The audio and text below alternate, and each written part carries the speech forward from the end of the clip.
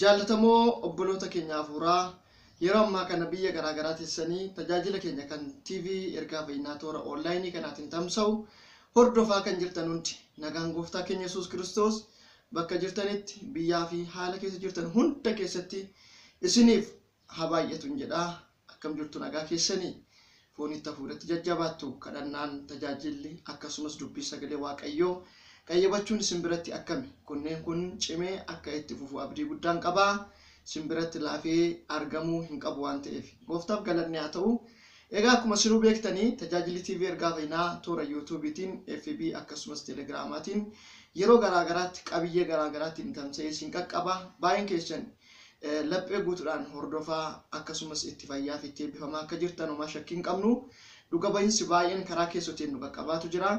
Gooftaa guddisnee galateeffannaa Waaqayyoo karaa kanaan boojuu baay'ee nuuf kennaa jira. Keessumaa boojuu lubbuu Waaqayyoo akkuma abjuu keenyaa fi ergama keenyaa dheebuu keenyaa warreen qalbii diddiirratanii gara gooftatti deebi'an gara mana isaanii galgalaatti deemsa isaanii imala isaanii jalqaban Waaqayyoo gara keenyatti fidaatu jira. Gooftaan galanni guddaan haa ta'u. Nutis hojiin keenya Waaqayyoon kadhachuufidhaan gara gooftatti akka siqan Waaqayyo wajjin akka haaramaniif ayyaana Waaqayyoon nuuf kenneen haala mijeessuudha. Kanatti immoo milkaa'atu jirra. Baay'ee gammachuu guddaa qabna. Kana malees kadhata keenyaan namoonni baay'een dhukkuba garaagaraarraa gaaffii garaagaraarraa hiikamaa fayyaa akka jiran dhuga ba'iinsi hedduu nu qaqqabaa. Karaa Telegramaatiin kaansaa dabarsaatu jirra. Kaansaa immoo gareedhuma xixiqqoo qabnu irratti Waaqayyoodhaan galateeffannee bira darbaa jirra. Waaqayyo hojiirra jira. Yeroo hojiitti Waaqayyoodhaaf nuufis akkasuma jajjabaadhaan isiniin jedha. Kana caalatti tajaajilli kun bal'atee dhaloota bal'aa akka qaqqabu dhaloota baay'eedhaaf furmaata akka ta'u hawwiif dheebuu guddaa qabna. Maarreesinis kadhata keessanii cimsaatuma nu waliin jabaadhaa. Akkasumas tajaajila keenya hiriyoota keessaniif sheer godhaa. Tajaajila keenya YouTube irratti ergaa fayyinaa TV jedhaati search godhaati subscribe godhaa. Karaa kanaan sirriitti akka nu hordoftan hin barbaanna. Warri Telegram qabdan immoo ergaa fayyinaa TV jedhaati search godhaa Telegram irratti join godhaa. FB irratti argaa jirtu baay'ee tajaajilli keenya bal'ataatu jira. Dhaloota baay'ee kumaatama hedduun lakkaa'aman qaqqabaatu jira. Gooftaan ulfina guddaa argatu. Yeroo lubbuun namoota baay'ee fayyu, hidhaan namoota baay'ee hiikkatu, gaafiin namoota baay'ee deebi'u arguu caala wanti nu gammachiisu hin jiru. Hunda caala immoo waan hundumaaf Waaqayyoon ulfina argachuun nuuf boqonnaa keenya maqaan isaa eebbifamu. Egaa dubbii sagalee Waaqayyoo keessaa kutaa tokkoon qabadhee isiniif dhufee kanneen har'a irratti dubbadhu macaafa qulqulluu keessaa hojii ergamootaa boqonnaa 12 irra isa jirudha. Akkuma beekamu macaafni qulqulluun kakuun moofaa bakka afuritti qoodamaa, kakuun haaraas bakka afuritti qoodamaa. Kakuun haaraa bakka afuritti qoodamu inni tokko wangeelaa, lammaffaan immoo seenaadha. Macaafa seenaa, macaafa wangeelaa akkasumas macaafa ergamootaa yookaan hojii ergamootaa epistil kan nuti jennu ergamoota akkasumas mul'ata yookaan raajiidha. Macaafa seenaa keessaa macaafni Luqaas isa jalqabaati. Kakuu haaraa keessatti macaafni seenaa tokkicha innis macaafa hojii ergamootaati. Macaafa hojii ergamootaa yeroo isin dubbifnu bifa seenaatiin wal qabatee kan deemu waan ta'eef luqqisii tokko qofa dubbisnee ergaa guutuu isinitti himuun hin danda'amu. Sababni isaa ergaa wal qabataa bifa seenaatiin barreeffame waan ta'eef hunda isaa dubbisuun ni barbaachisa. Haa ta'u malee kutaa kana bira deemee hunda isaa hin dubbisu. Sababni isaa bal'aadha. Yeroo koo fudhata. Bakka irratti xiyyeeffadhu qofa dubbiseen isa kaan yaaduma koo keessatti isinitti himaa. Akkas jedha. Bara sanas Heroodis mootichi namoota bu'aa waldaa kiristaanaa turan tokko miidhuudhaaf ciqilee irra hin dhaabbate. Yaaqoobiin obboleessa Yohaannisis billaadhaan morma isaa irraa kuchisiise. Kun warra Yihuudootaa akka garaa ciibse yommuu arge itti dabalee Phexrosin immoo ni qabsiise. Yeroon isaas yeroo namoonni ayyaana maxinoo itti ayyaaneffatan ture. Heroodis yommuu Phexrosin qabsiisee mana hidhaatti galchisiise. Darabee isaa haa eeganiifis loltoota kutata afuritti hiramanii tokko tokkoon isaanii nama afur qabu ni kenneef. Ayyaana Faasikaa booddee garuu saba duratti akka qoramuuf isa dhiyeessuu barbaade. Yeroo Phexros mana hidhaa keessatti eegamaa turetti waldaan kiristaanaa immoo otuu gargar hin kutin Waaqayyoodhaan hin kadhatuuf turan. dhimma kana yookaan qabxii kana bareechati qalbeeffadhaa. Yeroo Phexros mana hidhaa keessatti eegamaa turetti waldaan kiristaanaa immoo otoo gargar hin kutin Waaqayyoon hin kadhatuuf ture jedha. Lakkoofsa 12 irra dhaqnee yoo dubbifannu Phexros kana hubatee gara mana Maariyaam haadha Yohaannis isa Maarqos jedhamu dhaqe. Achitti namoonni baay'een walitti qabamanii kadhachaa turan. Phexros immoo balbala killichaa rukunnaan intalli Roodaa jedhamtu tokko gara balbalichaa dhuftee owwaatte. Isheen Phexros ta'uu isaa sagalee isaatiin barte. Waan gammaddeef otoo balbala hin baniniif ol fiigdee Phexros balbala dura hin dhaabbata jettee itti himte.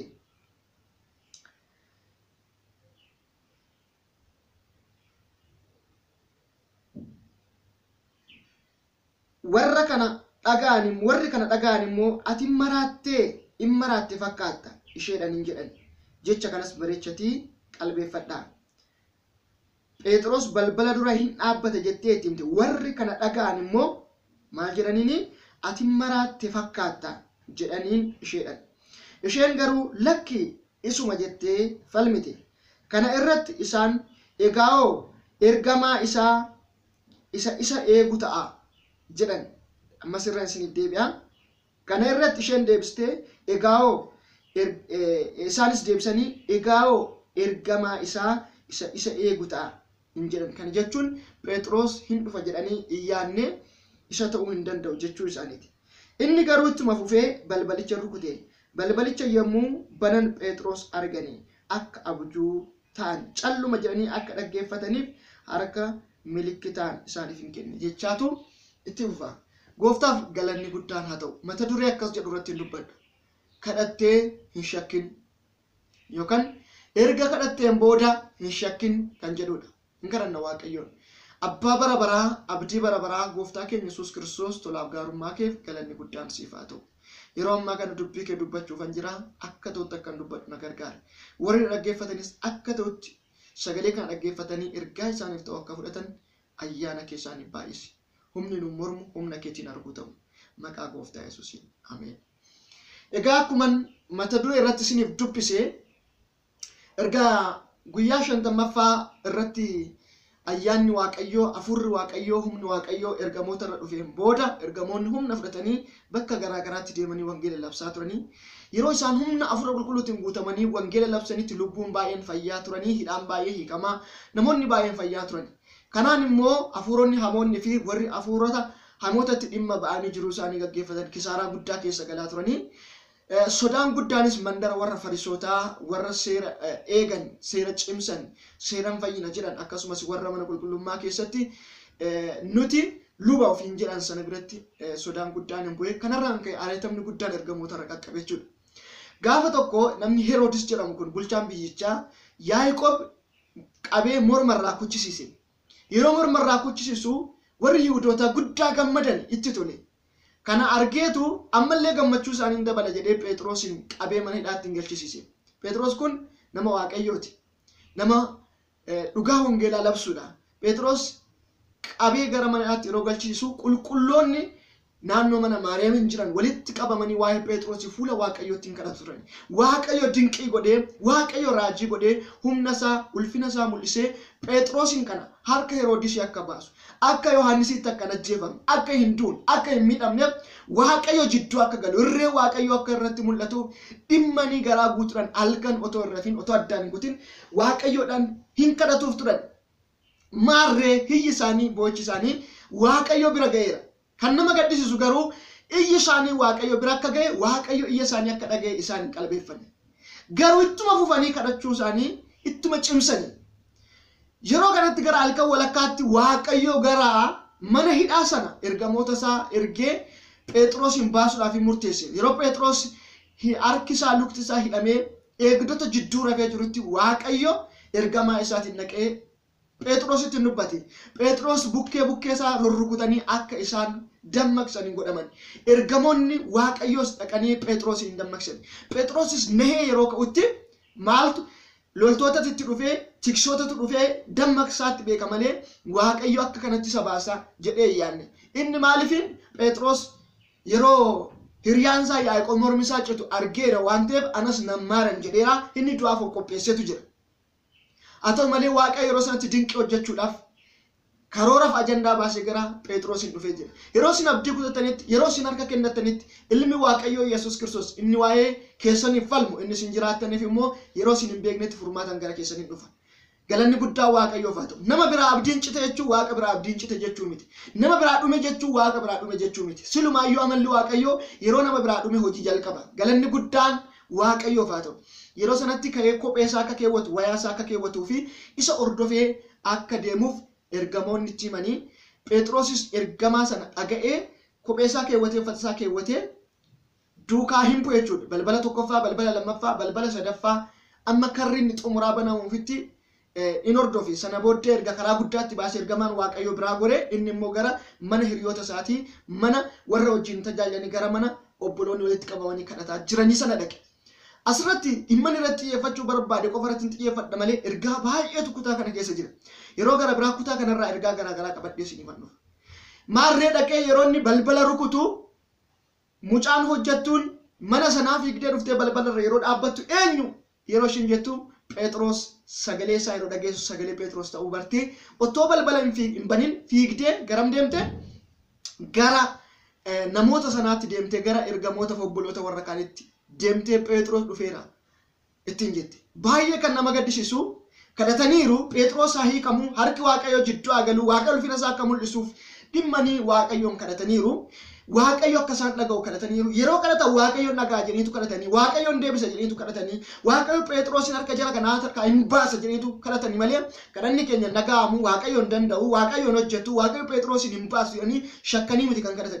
Waaqayyo hin danda'a jedhanii kadhatanii. Sababni isaa otoo shakkii qabu ta'e yeroo sana jechuudha. Waaqayyo akka hin hojjenne aboo Waaqayyo irratti humna Waaqayyo irratti shakkii hin qabu otoo ta'e hin kadhatani. Gama tokkoon kadhachuun isaanii Waaqayyo akka hojjetu amanuudha. Karaa biraatiin garuu erga amananii, erga Waaqayyootti himanii, iyyi isaanii Waaqayyo bira akka ga'e, Waaqayyo gaaffii isaaniitiif deebii kennuu akka danda'u deebi'anii fudhachuu irratti immoo yeroo isaan rakkatan argina. Sana booddee yeroo jiranii isheedhaan maal immaraattee ittiin jiraniin hojjettuu kana. Immaraattee maaliif? Immaraattee jechuun Phexros dhufuu hin danda'u. Sababni isaa nama jabaa Heroodis jedhamuun qabame. Heroodis gara jabeessa. Yaaqoob morma kuchiseera. Phexrosin hin maaru, hin dhiisu. Kan harka taatii isa baasu hin jiru. Kanaaf hin dhufuu hin danda'u. Gonkumaa ba'uu hin danda'u jechuudha. Dubartiin anaa hin maraatte jechuudha. Lammaffaa irratti immoo ergamaa isaa ta'a dhiisaa. Itti qoosu jalqaban dubartii kanatti jechuudha. Itti qoosu ergamaa ta'uu danda'a. Sitti fakkaatetti jedhe. Ishiitti garuu hin fakkaanne. Phexrosuma argite. Phexrosumatu dhaqee balbala rukute. Akkamitti Waaqayyootu humna isaa mul'ise. Sababni isaa tokkoffaan sababni Waaqayyo ajandaa addaa Phexros irraa qabu. Hojiin Waaqayyo karaa Phexrosin hojjetamuu qabu hin xumuramne waan ta'eef. Ganaa Waaqayyo ajandaa addaa karoora addaa waan Phexros irraa qabu Phexros yeroo sanatti akka du'u hin barbaanne. Lammaffaa irratti harka isaa irree isaa oolchuu isaa fayyisuu isaa mul'isuu warreen kaan barsiisuu waan barbaade. Inni sadaffaan immoo kadhata qulqullootaa dhaga'uun amala Waaqayyo waan ta'eef. Warri kun dhimmanii fuula Waaqayyootti bu'aniiru waan ta'eef wanta maqaa kootiin na kadhattan akka waan argatteetti lakkaa jedha waan ta'eef maqaa Kiristoosiin kadhannee akka argan Waaqayyootu dubbata, sagalee Waaqayyootu dubbata waan ta'eef qulqulloonni kun kadhataniiru waan ta'eef kadhata isaaniif deebii argachuu waan ta'uuf. Baay'ee kan nama dhibu warri kun garuu bu'aniiru kadhataniiru gaafa Waaqayyo kadhata isaanii dhagee boocha isaanii dhagee deebii isaanii fidu deebii kadhata isaanii fudhachuu rakkatan. Deebii kadhata isaanii Phexros bahee dhaqee balbala rukuchuun Phexros bahee jaratti makamuun deebii kadhata isaaniiti. Kanaaf kadhatan akka inni bahee dhufuuf kadhatan. Garuu Waaqayyo kadhata isaanii dhagee yeroo Phexrosin baasee dhufutti fidutti isaan garuu simachuu Phexros turuufee jedhanii fudhachuu dadhaban. Har'as baay'een keenya akkanatti rakkanna. Fuula Waaqayyootti hin kadhanna. Sooma sagadan guyyaa tokko, guyyaa lama, guyyaa 10, 20, 40 soomna.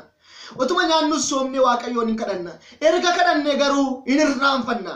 Gaafa Waaqayyo boojuu keenya deebisuudhaaf, gaafa Waaqayyo ulfina isaa dhimma keenya irratti mul'isu simachuutti rakkanna. Shakkiidhaan liqinfamna, shakkiidhaan to'atamna. Baay'een namoota eebba isaanii wajjin sababni wal jala ba'anis sababa shakkiidhaan guutamaniif. Shakkiin dhukkuba guddaadha. Shakkiin rakkoo guddaadha. Hin kadhanna garuu Waaqayyo akka godhu hin amannu. Waaqayyo dhukkuba kanarraa nu haa fayyisu. Har'a meeqa keessan Waaqayyo kana naaf godhi isa naaf godhi jettanii erga kadhattaniin booda akka Waaqayyo kadhata keessan dhagee deebii keessan isiniif fidu wallaaltanii iddoo sana teessanii deebii keessan eeggachuu dadhabdanii kan waan baay'ee keessa galtan. waaqayyo eebba addaan irratti bani dinqii addaan irratti godhi gaafa jettanii kadhattan karaa barbaaden waa'ee kootiif hojjedhu gaafa jettan waaqayyo iyya keessan dhagee karaa barbaaden gaafa hojii dinqisiisaa hojjetu lakki kana namatu natti erge ta'a namatu ittiin na qoruudhaaf ta'a lakki kun kanaaf ta'uu danda'a warra rakkoo keessa na galchuu danda'a jettu.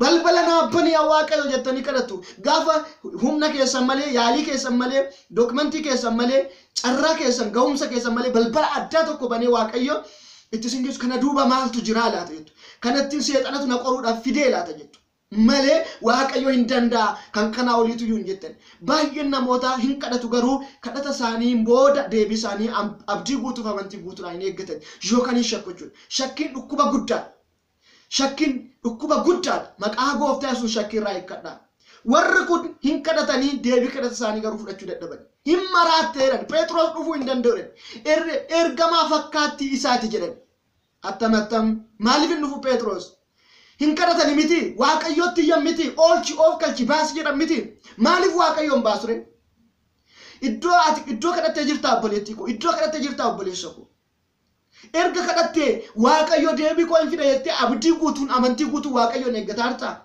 yeroo waaqayyo gaaffii kee deebisu waaqayyotu deebisettee waaqayyo beekamtii kennaa hartaa shakkii keessaa baatee honneen amantii keetii cimee jira amma kanan sin jechuu barbaada amani malee hin shakkin kanammoo wangeelatu jedha kadhatti taanan isati kadhatte waaqayyo hin tura malee hin bula malee garaagarummaa yeroo ta'a malee waaqayyo kadhata keetiif deebii kennaa abdii guutuudhaan waaqayyoon eeggadhu akka warra kanaa hin ta'in shakkiidhaan hin guutamin kaleessa amantee kadhattee arrammoo deebii kadhata keetii amantiidhaan fudhachuutti rakkatin hin qoramin deebiin namoota baay'ee balbala irra ga'ee jira namoonni baay'een garuu deebii kadhata isaanii fudhachuudhaaf qophii miti haala isaanii keessaa bahuudhaaf qophii miti waaqayyo fuulduratti na deemsee jedhanii kadhatanii waaqayyo fuulduratti deemsuudhaaf gaafa jiru hin sodaatu boollatu dura koo jira laata gufuutu na dha'a jira kanan ta'a laata nan kassara laata waaqayyo daldalee akkan ija qabeessa ta'u akkam firii qabeessa ta'u akkam bu'a qabeessa ta'u na godhe jedhanii kadhataniiru erga kadhatanii waaqayyo akka bu'a qabeessa isa godhu afaan isaanii wajjin ta'ee waaqayyo hojii isaa akka hojjetu shakkuudhaan fuulduratti deemuu dhiisanii immoo harka maratanii ta'u erga kadhattee waan kadhatte sana fudhachuudhaaf deemi tarkaanfadhu naceessis erga waaqayyoon jettee kadhatte erga kadhatteen deebite waaqayyo naceessa jedhi tarkaanfii jalqabi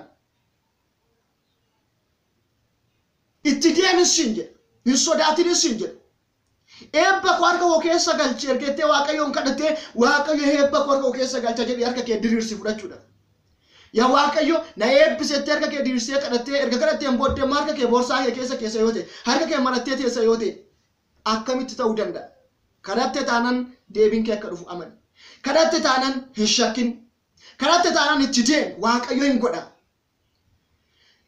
paakeejii kadhataa keessaa inni tokko kadhachuu qofa miti boo'uu qofa miti soomuu qofa miti erga boochee erga kadhatte erga soomteen booda wanta irratti kadhatte kan fudhadheera jettee lakkaa'uu qabda pre-paymentiin akka dursee waaqayyo erga kadhatteen booda akkasii raawwatametti lakkaa'uu danda'uu qabda maaliif wangeel wanta kadhattan akka isiniif kennametti lakkaa'aa jira waan ta'eef erga kadhattee macaafa qulqulluu naaf kenneettee erga kadhattee otoo macaafa qulqulluu hin argin macaafa qulqulluu koo fudhadheera waaqayyo naaf kenneera jedhe amani sanaan booddee yeroo waaqayyo fidee immoo qabeenya kee godhadhu ayyaanni gooftaa isiniif haa baay'atu walumaa galatti waan tokkoon isin jedha kadhattanii kaatanii shakkinaa hamma dhufutti amantiidhaan eeggadhaa amma kadhattaniittu tokko kadhattaniittu hin buleettanii kan biraa qabu waan biraa keessa karaa qaxxaamuraatiin hin fiigina waaqayyo amanamaadha kadhata yoo barbaade waaqayyo yeroo isin kadhattanitti dafee isiniif deebisuu danda'a yoo barbaade turee isiniif deebisuu danda'a kan isin miidhuuf baay'ee kan isin fayyadu yoo hin taane immoo waaqayyo isa isin kadhattan sana cal'iisee kan isin hin kadhanne kan isin barbaachisu fiduu danda'a maaliif waaqayyo waaqa waan ta'eef yeroo tokko nuti waan bu'aa qabu seenee naanna'ee waan miidhaa guddaa nurraan ga'uu danda'u kadhanna waaqayyo waaqa waan ta'eef waan nu jaallatuuf immoo fedha kootti dabarsee nan kennin jaalalli keenaaf haa ta'u jennee guyyaa gara biraa kadhanneerra waan ta'eef waan har'a nu miidhu wanta boru nu miidhu wanta iftaan nu miidhu waaqayyo kadhanneedhaaf nutti hin kennu isa nu miidhu waaqayyo nurraa makseetu kan nuuf ta'u immoo karaa biraatiin bakka nu buusa malee waaqayyo gooftaan waaqa kadhata keenya dhaga'ee callisuu miti kanaaf amanaa fuuldootti deema wanta kadhattan waaqayyo akka isiniif deebisu hin shakkinaa ayyaanni gooftaa isiniif haa baay'atu sagalee kanatti qabamaatu jiraadhaa shaaloom